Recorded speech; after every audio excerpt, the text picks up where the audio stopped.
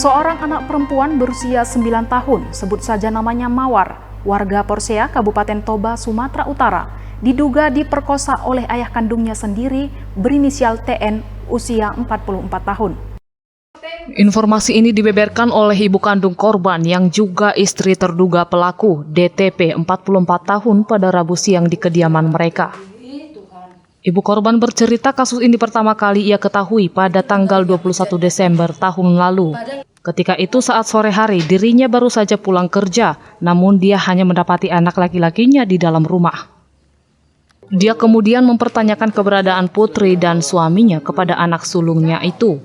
Anaknya lalu menjawab bahwa adik dan ayahnya berada di dalam kamar. Mendengar pengakuan tersebut, ibu korban lalu mengetuk pintu kamar namun tidak ada jawaban. Merasa curiga, dirinya lalu memukul dinding kamar yang terbuat dari triplek hingga kemudian pintu kamar dibuka oleh suaminya.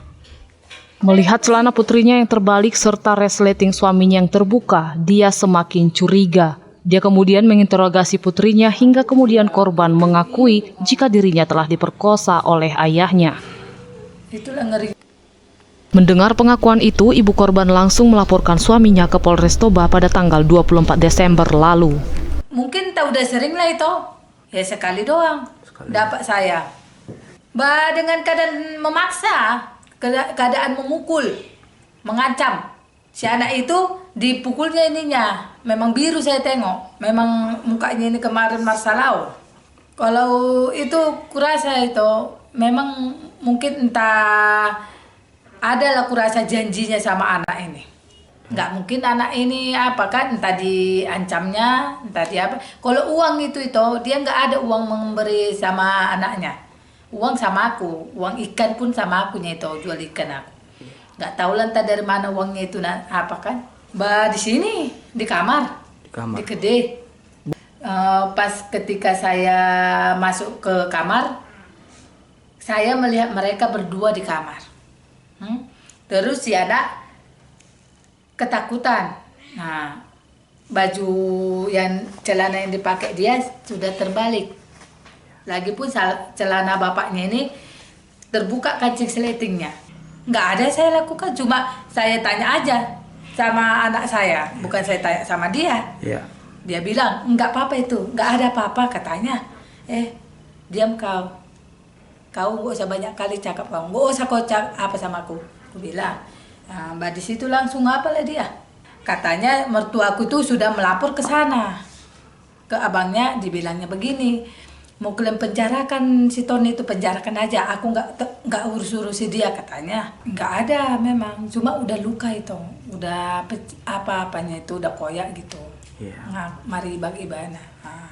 Ya nggak ada. Udah saya melapor ke Polres. Tidak ada apa mereka berkeliarannya kejahatan di sini dia. Tidak ada diapai polisi, ditanggapi polisi. Pasca laporan itu, DTP mengaku masih pernah melihat suaminya berkeliaran di sekitar rumah. Hingga kini dirinya belum mengetahui apakah suaminya telah ditangkap oleh polisi atau tidak. Dari Kabupaten Toba, tim Toba TV melaporkan. Sejak dilapor pada tanggal 24 Desember tahun lalu, pihak kepolisian dari Polres Toba belum berhasil menangkap TN, terduga pelaku kekerasan seksual yang diduga memperkosa putri kandungnya sendiri. Kepala Satuan Reserse Kriminal Polres Toba, AKP Nelson Sipahutar, yang dimintai keterangan pada Rabu sore mengatakan persoalan tersebut telah masuk dalam proses penyidikan. Selain telah memeriksa dan meminta keterangan para saksi, korban juga telah melakukan visum untuk mengetahui kondisi korban secara medis. Namun hingga saat ini pihak kepolisian belum berhasil mengetahui keberadaan terduga pelaku, sebab terduga pelaku langsung melarikan diri setelah mengetahui dirinya dilaporkan oleh istrinya sendiri. Sampai saat ini perkaranya sudah kami tangani dan sudah proses penyidikan, di mana kami sudah memeriksa saksi-saksi, baik korban maupun saksi lainnya, sudah melakukan visum, dan kami sekarang tinggal mencari dan melakukan penangkapan terhadap tersangka. Ya, ini masih dalam pencarian, dan kebetulan memang tersangka setelah diketahui kalau istrinya sama anaknya membuat laporan di Polres Toba, dia langsung melarikan diri.